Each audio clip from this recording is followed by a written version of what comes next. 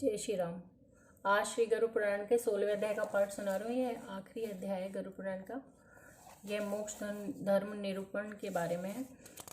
भगवत भक्ति द्वारा मोक्ष प्राप्ति का वृतांत सुनकर श्री गरुड़ जी बोले, हे दयान सिंधु, हे भगवान, अज्ञान से जीवों का संसार में आना जाना मैंने आपसे सुना। अब सनातन मोक्ष का साधन आपसे सुनना चाहता हूँ। हे शरणागत वत्सल, हे देवों के देव, हे भगवान, सब दुखों से मलिन निस्सार भयानक संसार में अनेक प्रकार के शरीरों में स्थित अनंतर जीव समूह जन्मते हैं और मरते हैं और उसका अंत नहीं है। वे सदा दुखों से आतुर रहते हैं, कभी सुखी नहीं होते हैं। वे मोक्ष के स्वामी प्रभु, वे किस साधन से इस संसार से मुक्त होते हैं वह मुझसे कहिए। श्री भगवान बोले, हे गरुड़, जो तुम मुझसे पूछते हो उसे बतलाता हूँ, सुनो। इसके श्रवण मात्र से ही मनुष्य संसार से मुक्त हो जाता है। पर ब्रह्म स्वरूप, कला रहित, शिव रूप, सबको जानने वाले, सबके कर्ता, सबके स्वामी, मल रहित और द्वैत रहित श्री भगवान है।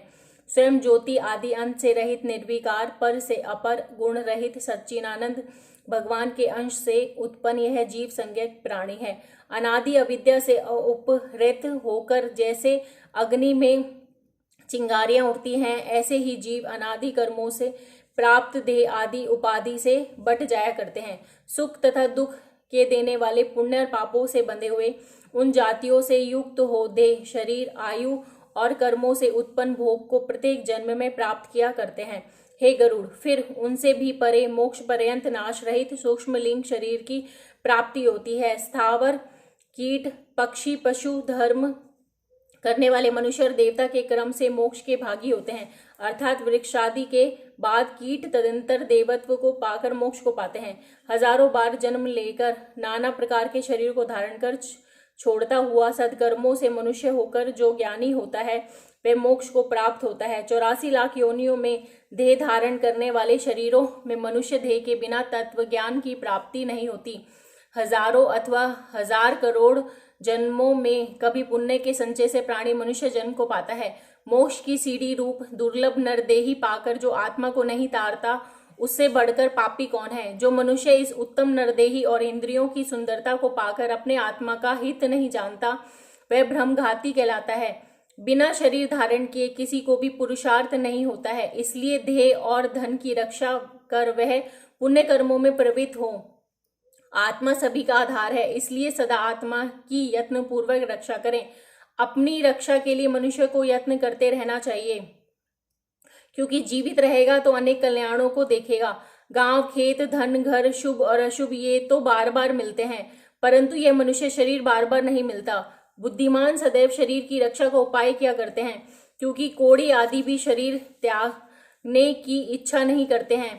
रक्षा किए हुए इस शरीर से धर्म होता है और धर्म से ज्ञान और ज्ञान से ध्यान और ध्यान से योग की प्राप्ति कर जीव शीघ्र ही संसार से मुक्त हो जाता है। जो आत्मा ही आत्मा को बुरे कामों में नहीं बचाए तो इससे दूसरा कौन आत्मा का हित करने वाला होगा।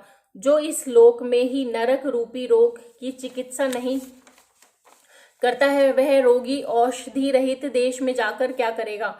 बुढ़ापा बाघिन के सदृश है और फूटे घड़े के जल के समान आयु घटती जा रही है और रोग शत्रु के समान प्रहार कर रहे हैं। इसलिए कल्याणप्रद कार्यों का अभ्यास करना चाहिए। जब तक दुख का आश्रय ना हो तब तक विपत्तियां ना आवे और जब तक इंद्रियां व्याकुल ना हो जाएं तब तक कल्याण के लिए साधन करना चाहिए। जब तक यह शरीर जीवित रहे तब तक ही तत्व का अभ्यास कर लेना चाहिए। खेद की बात है कि मनुष्य अपने सुख दुख और हित को नहीं जानता है। पैदा हुए जनों को, विपत्तिग्रस्तों को, मृतकों को, आपत्ति में फंसे हुए को और दुखितों को देखकर भी यह लोक मोह रूपी मदिरा को पीकर कभी नहीं डरता है। धन संपत्तियां स्वप्न के सदृश हैं और यौवनावस्था पुण्य के समान है और आयु बिजली के समान चंचल है। इस बात को जानकर किसको धैर्य होता है। पहले तो 100 वर्ष की आयु ही बहुत कम है, उसमें से भी आदि निद्रा और आलस्य में बीत जाती है और उसमें से भी बहुत कुछ बाल्यावस्था, बुढ़ापा, रोग और दुखों में बीत जाती है। अतः शेष आयु भी निष्फल ही बीत जाती है। मोक्ष आदि का प्रारंभ करने में उद्योग रहित होने वाला, जागने योग्य, कार्य में सोने वाला और भय का स्थान जो संसार है उसमें विश्वास करने वाला कौन मनुष्य है जो नहीं मारा जाता है। जल के फेन के समान देह में जब जीव आक्रमण करके स्थित हुआ है, तब इस अनित्य देह रूपी निवास स्थान में मनुष्य निर्भय कैसे रह सकता है। जो मनुष्य अपने बुरे भले को नहीं जानता है, वह शत्रु रूप सांसारिक विश्व में अपना हित समझता है, अनित्य देह आदि को ध्रुव संज्ञक समझता है तथा अनर्थकारी धन को ही वह अपना सिद्ध प्रयोजन समझता है। देव माया से मोहित हुआ मनुष्य देखता हुआ भी गिरता है, सुनता हुआ भी उसे नहीं समझता है तथा पढ़ता हुआ भी नहीं जानता है। वह काल रूपी सागर की भंवरों में फंसा हुआ और गोता खाता हुआ मनुष्य कभी भी बोध को नहीं प्राप्त होता है।